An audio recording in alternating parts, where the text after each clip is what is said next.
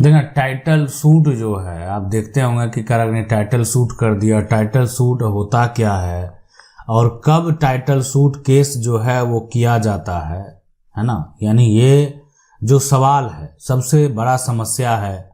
आज इससे संबंधित जो पूछे गए सवाल हैं उनके बारे में भी आपको बताएंगे कि आखिर उनका जो है समस्या क्या है, क्या उस समस्या का समाधान एक टाइटल सूट से निकल सकता है।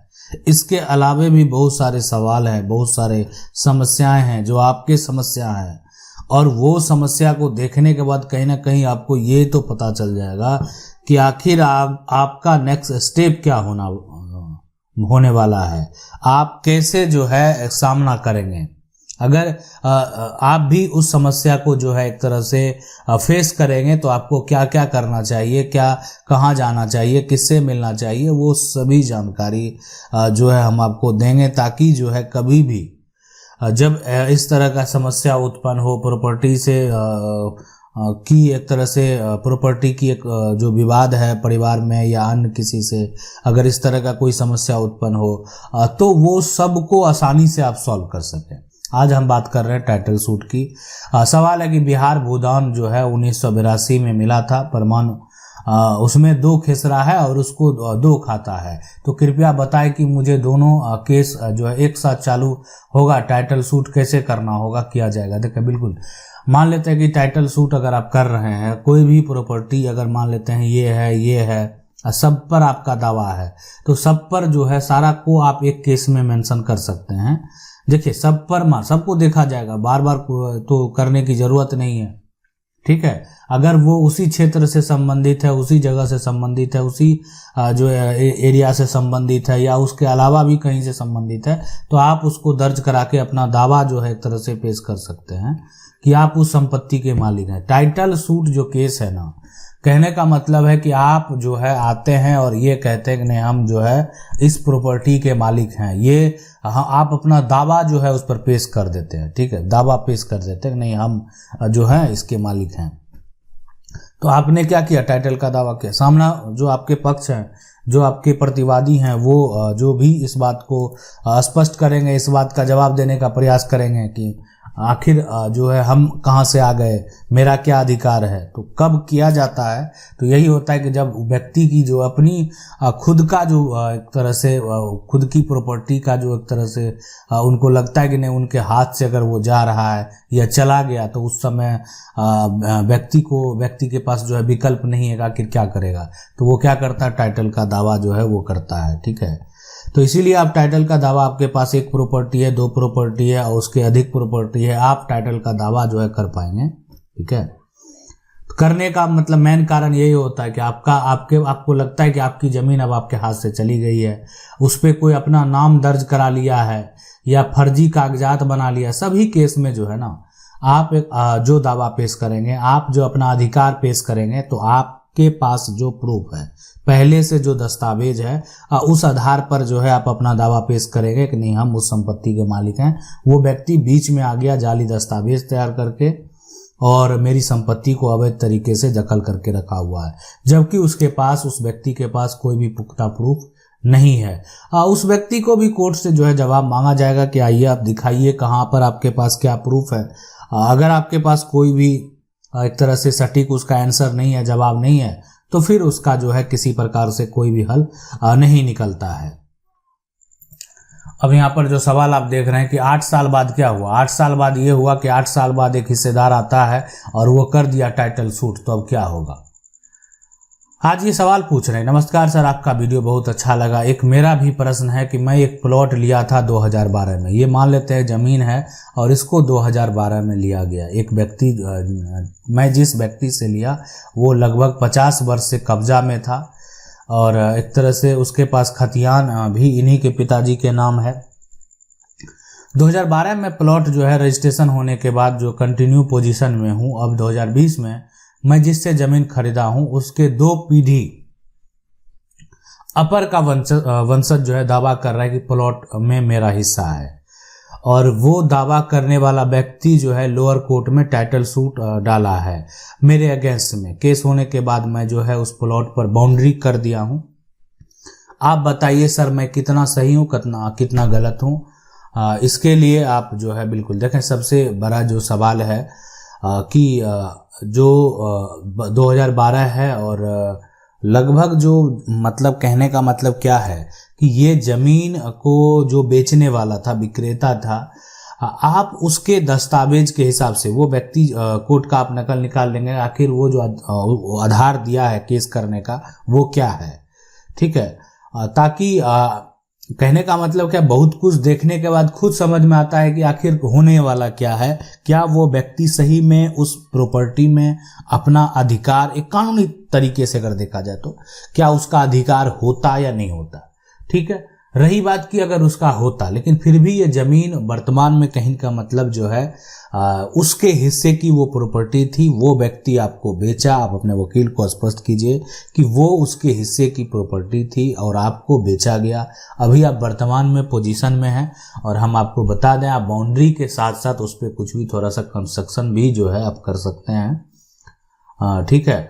कि कहने का मतलब है कि जैसे उसमें थोड़ा सा साइड से जो है एक तरह से आप एक छोटा ऊपर कुछ ऐसा दे के ही टेम्प्रोरी देकर ही एक जो है छोटा घर बना सकते हैं कि मतलब ऊपर आप उसको पक्की ना करें और एक जो है नॉर्मल तरीके से कोई भी जो है आप ऊपर में देकर जो है एक तरह से, है ना, आप उसको एक टेम्प्रोरी वे में कंस्ट्रक्शन दे सकते हैं। तो कहीं ना कहीं ये जो है आपका एक दखल जो है आसानी से साबित करेगा और उस पे ये आप ये भी स्पष्ट करेंगे कि आप उस पे जो है एक तरह से रहते भी हैं, मतलब अगर ठीक आप टेम्प्रोरी वे में नहीं भी रहते हैं तो फिर भी आप कभी ऐसा बना लिए हैं ताकि उस पे जाकर जो है बैठ सकें, उठ सकें। तो ये चीज़ जो है भी मायने रखती है कि आपका जो है आप उसको रेसिडेंशियल के रूप में यूज कर रहे हैं, ठीक है। रही बात की दावा पेश करने का, तो और जो प्रॉपर्टी है उसमें उसको शेयर, अगर उसका शेयर होगा, कानूनी हक होगा तो वो मिलेगा। लेकिन यहाँ पर तो असली जवाब तो उसको भी देना है जो कि जिससे आप संपत्ति खरीदे हैं। रही बात कि अगर आपके साथ धोखा किया जाएगा तो आपका पैसा जो है एक तरह से वर्तमान जो एक तरह से रेट है उसके हिसाब से, अगर मान लेते हैं कभी कभी भविष्य में ऐसा हो गया, जो नेगेटिव बातें हैं जो कि अभी आपको सोचना भी नहीं चाहिए। इसीलिए नहीं सोचना चाहिए कि जब हम अपनी लड़ाई शुरू करते हैं तो हमको पॉजिटिव होकर लड़ना पड़ेगा, और अगर आप पॉजिटिव होकर हैं, आप भी आपको सामना करना, साथ में जो व्यक्ति आपको ज़मीन बेचा है उसको भी जो है दावा करना पड़ेगा, ठीक है। वो भी आप जो है एक तरह से सपोर्ट करेगा। नहीं तो क्या होता है कि बहुत सारे मामले में अगर आप छोड़ देंगे तो एक पक्षीय डिग्री जो है खिलाफ हो जाता है, वो भी सही नहीं है। सवाल है जमीन खरीदने के बावजूद भी जमीन विक्रेता के नाम जो है कैसे हो जाता है, ठीक है। खरीदने के बावजूद भी जमीन जो है विक्रेता, सीधा सा बात है। अब जमीन आप खरीद लिए हैं, ये ठीक है, ये जमीन आप खरीद लिए, बाद में जो है बहुत समय के बाद आप देखते हैं कि नहीं, इस पे तो विक्रेता का ही एक तरह से नाम जो है वो दर्ज है, यानी विक्रेता के नाम से ही कैसे हो गया, या उसके जो वंशज हैं यहाँ पर उसी के नाम से वो जमीन अब दिखा रहा है। तो क्या आपके पास विकल्प है? क्यों हुआ ऐसा, क्या कारण है? आज जो सवाल है, समस्या है, वो ऐसा ही है। ये कह रहे सर हम जमीन खरीदे हैं और उनके पिताजी के मरने के बाद उसका एक लड़का था और डिमांड उनके नाम पर आ गया, हम जो है उन्हें से खरीदे, है ना, माँ के द्वारा टाइटल सूट किया है। अब इसमें क्या होगा, मैं आपको बता दूं सबसे पहले बात कि अगर आप खरीदे हैं तो आपके पास उसका जो रजिस्ट्री है वो डॉक्यूमेंट होना चाहिए। आप क्या करेंगे, अब वहाँ पर ठीक है उस व्यक्ति के नाम आ गया है, अब आपको क्या करना है, म्यूटेशन के लिए जो है यहाँ पर म्यूटेशन के लिए अप्लाई करना है। आप अप्लाई म्यूटेशन के लिए करेंगे, हो सकता है कि म्यूटेशन आपका रिजेक्ट हो जाए, इसलिए कि वो डिमांड जो है उनके बच्चे के नाम पर आ गया, जो उनका लड़का था उनके नाम पर आ गया। तो म्यूटेशन का रिजेक्ट अगर कर दिया जाएगा तब अनुमंडल जो है एक तरह से मैं ये या जिला के जो कलेक्टर हैं, जो एडीएम हैं, उनके पास जो है आप केस फाइल करेंगे ताकि जो है जो व्यक्ति का डिमांड उसके नाम पर चला हो गया है वो कैंसिल हो और आपका जो म्यूटेशन है वो म्यूटेशन कायम हो, ठीक है।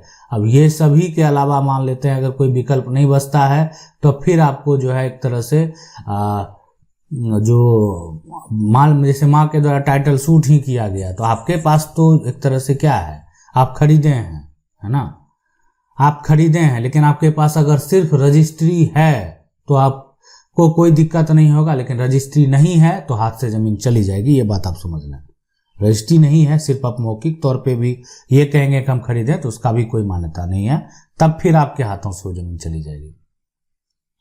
अब है कि दान में दिया गया जमीन का खतियान बन गया, किसका होगा अधिकार? देखा ये होता कि पहले लोग क्या करते थे, जमीन है और जमीन को कुछ बहुत सारा जमीन है सब पर, तो अपना एक तरह से राजशाही दिखाने के लिए जो है वो दान करते थे, है ना। आज आप क्या दान कर रहे हैं, कुछ पैसा किसी को देते हैं, और उनके पास जो है इतनी सारी प्रॉपर्टी थी जो कि वो लोग एकड़ में अपनी प्रॉपर्टी को दान करते थे। तो ऐसा ही सवाल है, ये कह रहे कि सर मेरे दादाजी ने किसी व्यक्ति को जमीन दान में दे दिया था और उसके नाम से उस जमीन का जो है एक तरह से खतियान भी बन गया, लेकिन वो व्यक्ति मर गया, उसका कोई औलाद नहीं था, पत्नी भी नहीं थी। फिर वो जमीन पे किसी ने एग्रीमेंट करा लिया है और वो दबंग आदमी है, उसका संपर्क उग्रवादियों से है, वो हमारे पीछे गुंडा लगा दिया, तो मुखिया और कर्मचारी सभी उसके साथ हैं, ठीक है, और पुलिस वाले भी। हमारा पुराना खतियान भी एक तरह से जल्दी नहीं निकल रहा है, अब हम क्या करें, ठीक है। देखें यहाँ पर अगर बात करें तो वर्तमान में हम अगर ये बात देखें कि वर्तमान में जो है कहीं ना कहीं मामला जब अगर कानून में जाएगा तो कहीं ये जमीन पर अधिकार ना तो जो है आपका होगा, ठीक है, ना उस व्यक्ति का होगा जो कि एग्रीमेंट करा के रखे हुए है। वो जमीन का खतियान बन गया है, अब उसके कोई उत्तराधिकारी नहीं है। तो वर्तमान में अगर देखा जाए तो ये भी हो सकता है कि जिसका कब्जा रहेगा उसको एक अधिकार दे दिया जाए, लेकिन अगर कोई ऐसा कर रहे हैं तो आपके पास पुराना रिकॉर्ड है तो आप भी क्या कर सकते हैं, दावा कर सकते हैं कि आप जो है, अब दान पत्र तो अगर मान लेते हैं कहीं रजिस्टर नहीं है ना, दान पत्र जो है कहीं मेंशन नहीं है, रजिस्टर नहीं किया गया है, मौखिक तरीके से दान पत्र से खतियान बना लिया गया है, बहुत तरह के कारण हो सकते हैं। तो उस केस में क्या होगा कि आप उस व्यक्ति पर केस करेंगे और उसके अगेंस्ट जो है कोई सपोर्ट करने वाला होगा नहीं, उसके अगेंस्ट उस केस को कोई देखने वाला होगा नहीं, तो फिर आप एक पक्षी आपके पक्ष में फैसला हो जाएगा, तो फिर जमीन आपके नाम ट्रांसफर हो जाएगा, तब आप उस पर जो है एक तरह से आपका अधिकार हो जाएगा। कोई चाह कर भी कोई एग्रीमेंट करवा ले, कुछ भी करा ले, कोई फर्क नहीं पड़ने वाला है, ठीक है, कि एग्रीमेंट करा लिया तो उसका मतलब वो थोड़ी है प्रॉपर्टी उसकी हो जाएगी। अब है कि चाचा भाई मेरे हिस्से की जमीन को खाली नहीं कर रहा है, क्या करें, ठीक है। सवाल है कि सर मेरे पिताजी 4 भाई हैं, लेकिन जिनका एक जो है एकड़ का पुश्तैनी जमीन था, सभी भाई को बंटवारा में बराबर जमीन मिल गया और अपने अपने जो है यहाँ पर नाम पर भी हो गया, लेकिन जिस जमीन पर जो है हमारा हिस्सा है उस जमीन पर जो है पुश्तैनी मकान बना हुआ है, ठीक है। तो अभी करें कि पेयर जो चाचा कब्जा जमीन कब्जाए हुए हैं, बाकी सब मकान से जो है निकल गए हैं। अब वो चाचा जो है मेरी जमीन खाली नहीं कर रहे, क्या करें। देखें सबसे बड़ी बात है कि हिस्सा जो है आपका जो लगाया गया है, क्या हिस्सा मौखिक है, मौखिक है। तो अब ये देखें, अब रही बात मान लेते चाचा निकल कर जहाँ जाएंगे वहाँ अगर आप चाहें जाना तो जा सकते हैं, ठीक है। इसलिए कि देखें अगर कोई पुश्तैनी जमीन का बंटवारा जो है दस्तावेज बनाकर ही करना चाहिए, कहीं ना कहीं बंटवारा का जो कागज है, पंचनामा है, वो तैयार कर लेना चाहिए, और वो तैयार करने के साथ साथ जो है अपने जमीन को अपने नाम पर अलग अलग जो है अलग अलग कर लेना चाहिए। देखें आज ठीक है, मान लेते हैं क्या होता है कि बहुत लोग का एक तरह से आपस में प्रेम है, तो वो सोचते हैं कि नहीं इसको बाहर में क्यों ऐसा करें कि संपत्ति को अलग अलग किया जाए, लेकिन एक समय आने के बाद जो है समस्या उत्पन्न होता है। तो ये जो एक तरह से सलाह है कि अगर आप करेंगे दस्तावेज बनाएंगे तो उसको जो है आप अपने नाम से, जितने लोग हिस्सेदार बने हैं सभी लोग अपने अपने नाम से अलग अलग ट्रांसफर भी करा लें। अब देखें घर का दीवार है, पड़ोसी अगर बिना बताए हुए तोड़ दे तो क्या करना चाहिए। सवाल है कि हमारे घर का दीवार पर बाजू पर जो है छेद करके पाइप लगा लिया और मना किया करने में बोलता है कि एक तरह से कर ले, हमने बोले पुलिस में रिपोर्ट करूंगा तो बोलता है कि रहना मशगूल कर दूंगा। दबंग आदमी है, पैसे वाला है, पुलिस थाने में उसकी पकड़ अच्छी है। देखें अगर आपका जो है दीवार में छेद अगर कर दिया है तो आप जो है यहाँ पर जाकर उसकी जो शिकायत है वो एसडीएम के पास करें, ठीक है।